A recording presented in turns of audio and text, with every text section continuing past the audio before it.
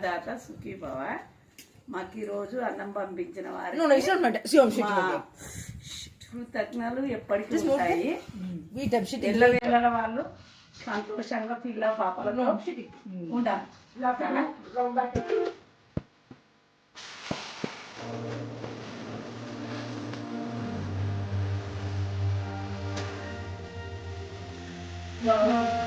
రోజు మాకు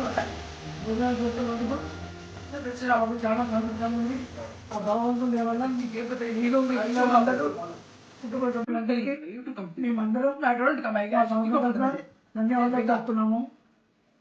శ్రీశైలం మల్లికార్జున స్వామి ఆశీస్సులు కూడా మీకు కలగాలని ప్రతిరోజు మేము కోరుకుంటాము. అన్నదాత సుఖీభవ.